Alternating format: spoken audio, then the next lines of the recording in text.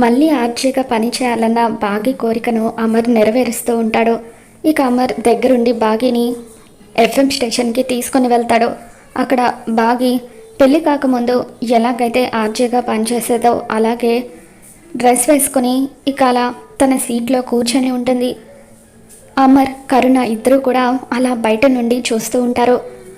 బాగి ఎఫ్ఎంలో మాట్లాడడం మొదలు పెడుతుంది. హలో పీపుల్ అంటూ అలా బాగి గట్టిగా అరుస్తుంది.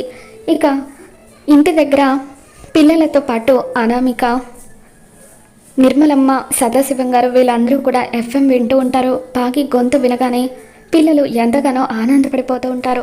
బాగి వాయిస్ రేడియోలో వినగానే ఆరుకి కొద్దిగా గతం గుర్తుకు వస్తూ ఉంటుంది. ఇక వెంటనే ఫస్ట్ కాలర్గా అనామిక బాగికి ఫోన్ చేస్తుంది.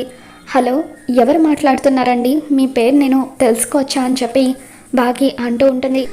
దాంతో ఆరు ఇది వరకు బాగితో ఎలా అయితే మాట్లాడేదో అలాగే మాట్లాడుతూ చెల్లి అని చెప్పి పిలుస్తూ ఉంటుంది.